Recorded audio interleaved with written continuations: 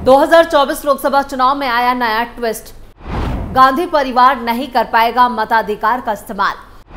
पहली बार गांधी परिवार कांग्रेस को नहीं देगा वोट। देश के चुनावी गणित से मुश्किल में गांधी परिवार। नमस्कार, मैं हूं परवीन शेख। आप देख रहे हैं कैपिटल टीवी की स्पेशल स्टोरी। अगर कोई पीएम मोदी से ये कहे कि आपको बीजेपी को नहीं कांग्रेस के पंजे को वोट देना है तो कैसा लगेगा? क्या पीएम मोदी अपने विरोधी को अपना वोट देंगे? क्या बीजेपी के बड़े नेता अमित शाह को भी यही कहा जाए कि आपको कमल के फूल की जगह झाड़ू का बटन दबाकर अपना कीमती वोट आम आदमी पार्टी को देना है? तो क्या ऐसा होगा? कैसा नजारा होगा? कुछ ऐसा ही गांधी परिवार के साथ हो रहा है। दरअसल आजादी के बाद यह पहला लोकसभा चुनाव है जब गांधी परिवार को कांग्रेस की बजाय आम आदमी पार्टी के उम्मीदवार को वोट देना होगा। सोनिया गांधी, प्रियंका गांधी और राहुल गांधी नई दिल्ली लोकसभा सीट के मतदाता हैं। इंडी गठबंधन के तहत ये सीट कांग्रेस को नहीं मिल सकी और आम आदमी पार्टी के खाते में गई है। इसलिए पीएम मोदी अपनी रैलियों में गांधी परिवार को निशाने पर लेते हुए कह रहे हैं कि कांग्रेस का शाही परिवार पहली बार दिल्ली में अपनी ही पार्टी को वोट नहीं देगा। सोनिया गांधी, राहुल गांधी और प्रियंका वाड्रा अपनी सीट पर अपनी पार्टी को वोट नहीं डाल पाएंगे, बल्कि यहां पर शिवसेना यूबीटी के प्रमुख उद्धव ठाकरे से लेकर अरविंद केजरीवाल के परिवार भी जो है वो अपनी पार्टी के नेता को वोट नहीं दे पाएंगे। ऐसी ही स्थिति सत्ता पक्ष के नेताओं के साथ भी है, जिसमें बिहार के सीएम नीतीश कुमार से लेकर बीजेपी के फायर ब्रांड नेता गिरिराज सिंह भी अपनी पार्टी को वोट नहीं दे पाएंगे। गठबंधन की सियासी मजबूरी का नतीजा है ये कि गांधी परिवार से लेकर तमाम नेताओं को ऐसी स्थिति का सामना करना पड़ रहा है। गांधी परिवार क्या आपको देगा वोट? उद्धव ठाकरे क्या कांग्रेस को देंगे वोट? केजरीवाल परिवार कांग्रेस को देगा वोट? नीतीश भी अपनी पार्टी को नहीं दे सकेंगे वोट। गांधी परिवार की सोनिया गांधी, राहुल गांधी और प्रियंका गांधी नई दिल्ली लोकसभा सीट से मतदाता हैं। वो यहां से वोटर हैं।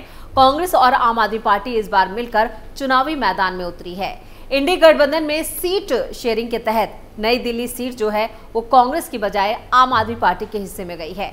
आम आदमी पार्टी से सोमनाथ भारती चुनाव लड़ रहे हैं, जबकि उनके सामने बीजेपी से बांसुरी स्वराज मैदान में है, जिसके चलते कांग्रेस नई दिल्ली से उम्मीदवार नहीं उतार सके।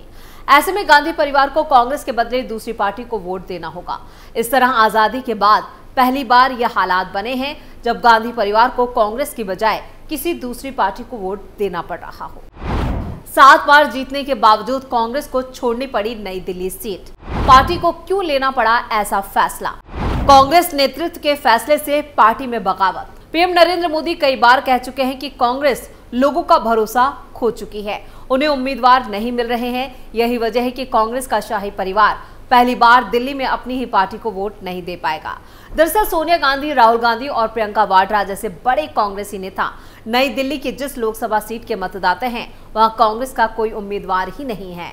इसलिए प्रधानमंत्री नरेंद्र मोदी ने कहा है कि कांग्रेस का शाही परिवार दिल्ली में अपनी ही पार्टी को वोट नहीं करेगा। नई दिल्ली लोकसभा सीट पर इस बार आम आदमी पार्टी और बीजेपी के बीच सीधा मुकाबला है। आजादी के बाद यह पहला मौका है जब कांग्रेस पार्टी का कोई उम्मीदवार नई दिल्ली से चुनावी मैदान में नहीं है। कांग्रेस यहां मुकाबले से बाहर है। कांग्रेस के भी कई नेता मानते हैं कि आम आदमी पार्टी आज तक नई दिल्ली लोकसभा सीट नहीं जीत सकी है, जबकि कांग्रेस 7 बार नई दिल्ली लोकसभा सीट का चुनाव जीत चुकी है। बावजूद इसके कांग्रेस को यह सीट छोड़नी पड़ी है। दिल्ली में कांग्रेस और आम आदमी पार्टी के बीच हुए सीट समझौते के कारण कांग्रेस यहां मुकाबले में भी नहीं है। यही वजह है कि सीट जहां मतदाताओं में कांग्रेस संसदीय दल की अध्यक्ष सोनिया गांधी, सांसद राहुल गांधी और उनकी बहन प्रियंका वाड्रा शामिल हैं, वहीं अब वो इस सीट पर अपनी ही पार्टी को वोट नहीं कर पाएंगे। दबी जुबान में कांग्रेस के कई सीनियर और जो लोकल नेता हैं वो इस समझौते को लेकर अपनी ही पार्टी पर सवाल खड़े कर रहे हैं। शुरुआती दौर में दिल्ली कांग्रेस के ज्यादातर नेता पूरी तरह से यहां पर आम आदमी पार्टी के साथ गठबंधन के विरोध में थे, जिसकी एक बड़ी वजह यह भी है कि कांग्रेस और आम आदमी पार्टी में हुए गठबंधन से पहले आम आदमी पार्टी के विधायक जरनैल सिंह और दूसरे सदस्यों ने दिल्ली विधानसभा में राजीव गांधी से भारत रत्न वापस लेने का प्रस्ताव पारित किया था। विधानसभा में न सिर्फ ये प्रस्ताव रखा गया था, बल्कि विधानसभा अध्यक्ष समेत आम आदमी पार्टी के ज्यादातर सदस्यों ने इस प्रस्ताव का समर्थन भी किया था। यही नहीं, खुद दिल्ली के मुख्यमंत्री और आम आदमी पार्टी के मुखिया अरविंद केजरीवाल सोनिया की गिरफ्तारी की मांग भी कर चुके हैं। जी हाँ, खुद सोनिया गांधी की जो गिरफ्तारी की मांग है वो अरविंद केजरीवाल ने की थी। कई जगहों पर अभी भी आम आदमी पार्टी और कांग्रेस के नेताओं के बीच जो रिश्ते हैं वो काफी कड़वाहट से भरे हैं, सहज नहीं है। कांग्रेस और आम आदमी पार्टी अभी भी पंजाब में एक दूसरे के खिलाफ चुनाव लड़ रहे हैं, अलग अलग चुनाव लड़ रहे हैं और एक दूसरे के विरोधी हैं। वहीं दिल्ली कांग्रेस में नेताओं ने विरोध करना भी शुरू कर दिया है। आपको बता दें, बात यहां तक बिगड़ चुकी है कि बैठकों में पार्टी के नेताओं के बीच लात घूंसे चल रहे हैं। राहुल सोनिया इससे सदमे में हैं। यहां पर पार्टी में जो हालात हैं वो लगातार बिगड़ रहे हैं। अब सवाल ये उठता है कि क्या गांधी परिवार आम आदमी पार्टी को वोट देगा। वहीं बीजेपी ने अब तक नई दिल्ली लोकसभा सीट पर 11 बार जीत दर्ज की है। इस बार बीजेपी ने पूर्व केंद्रीय मंत्री सुषमा स्वराज की बेटी बांसुरी स्वराज को अपना उम्मीदवार बनाया है।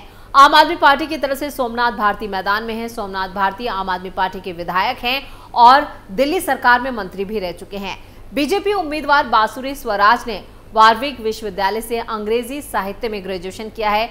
उन्होंने लंदन के BPP लॉ स्कूल से कानून की पढ़ाई और ऑक्सफोर्ड यूनिवर्सिटी के सेंट कैथरीन कॉलेज से मास्टर किया है। इधर आम आदमी पार्टी के जो सोमनाथ भारती हैं, अगर उनकी बात की जाए तो वो भी पेशे से वकील हैं। वो दिल्ली की केजरीवाल सरकार में कानून मंत्री रह चुके हैं। मौजूदा वक्त में वो दिल्ली जल बोर्ड के उपाध्यक्ष भी हैं। सोमनाथ भारती ने 1997 में IIT दिल्ली से MSc किया था। इसके बाद उन्होंने दिल्ली यूनिवर्सिटी से लॉ की और दिल्ली हाई कोर्ट और सुप्रीम कोर्ट में प्रैक्टिस भी की है। दिल्ली की 7 सीटों पर एक ही चरण में 25 मई को वोटिंग है, जिसके नतीजे 4 जून को ही घोषित होंगे। वैसे गांधी परिवार की तरह यहां पर शिवसेना के जो अध्यक्ष हैं उद्धव ठाकरे, उनका परिवार भी इस बार के लोकसभा चुनाव में अपनी पार्टी को वोट नहीं दे सकेगा। इसके पीछे वजह यह है कि ठाकरे परिवार उत्तर मध्य मुंबई लोकसभा सीट के वोटर हैं और इंडी गठबंधन के तहत उत्तर मध्य मुंबई सीट शिवसेना के बजाय कांग्रेस के खाते में गई है। उद्धव ठाकरे सहित उनका पूरा परिवार इसी लोकसभा क्षेत्र में रहता है और ऐसे में उद्धव ठाकरे उनके परिवार के लोगों को अपने सहयोगी कांग्रेस उम्मीदवार को वोट देना पड़ सकता है। इस सीट से बीजेपी की पूनम महाजन जो हैं वो सांसद हैं, लेकिन पार्टी ने अभी तक अपना प्रत्याशी नहीं उतारा है। कांग्रेस ने भी अपने पत्ते नहीं खुले हैं। आम आदमी पार्टी के संयोजक और दिल्ली के CM अरविंद केजरीवाल का परिवार चांदनी चौक लोकसभा सीट के वोटर हैं। चांदनी चौक संसदीय सीट इंडी गठबंधन के तहत कांग्रेस के खाते में गई है। CM केजरीवाल फिलहाल जेल में बंद हैं, जिसके चलते भले ही वो खुद वोट ना डाल सकें, लेकिन उनका परिवार मतदान करेगा। केजरीवाल की पत्नी सुनीता केजरीवाल और उनके दोनों बच्चे रहते हैं और इस तरह केजरीवाल परिवार को इस बार के चुनाव में आम आदमी पार्टी के बजाय कांग्रेस या फिर किसी दूसरे को वोट देना होगा। चांदनी चौक लोकसभा सीट से कांग्रेस के JP अग्रवाल चुनावी मैदान में हैं, तो बीजेपी के प्रवीण खंडेलवाल चुनाव लड़े। इधर बिहार के मुख्यमंत्री और JDU के प्रमुख नीतीश कुमार भी पटना साहिब लोकसभा सीट से मतदाता है। यह सीट NDA गठबंधन के तहत बीजेपी के खाते में गई है। बीजेपी से रविशंकर प्रसाद चुनाव लड़ रहे हैं। 2019 में भी रविशंकर प्रसाद बीजेपी के सांसद चुने गए थे।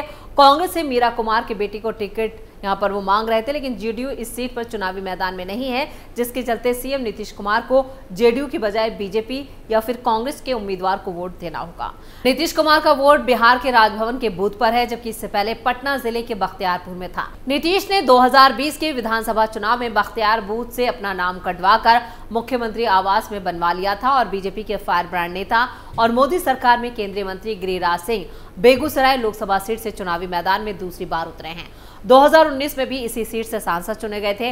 गिरिराज सिंह भले ही बेगूसराय सीट से चुनाव लड़ रहे हों, लेकिन मतदाता लखीसराय के बढ़िया मतदान केंद्र पर हैं। 2020 के विधानसभा चुनाव में गिरिराज सिंह ने इसी मतदान केंद्र पर अपना वोट डाला था, जो मुंगेर लोकसभा क्षेत्र के अंतर्गत आता है।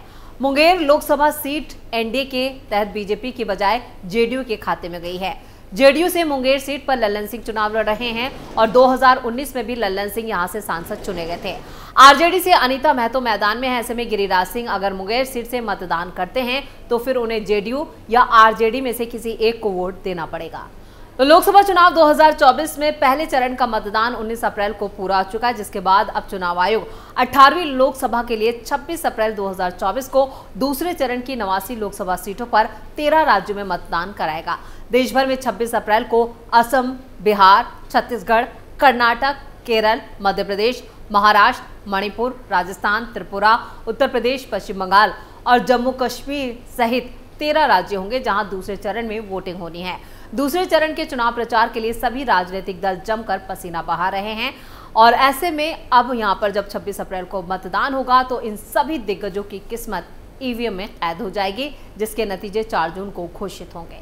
तो स्पेशल स्टोरी में इतना ही। वीडियो कैसा लगा नीचे कमेंट करके अपनी राय जरूर दें। वीडियो को लाइक करें, शेयर करें और कैपिटल टीवी को अगर सब्सक्राइब नहीं किया है तो जल्दी से सब्सक्राइब कर लें। नमस्कार।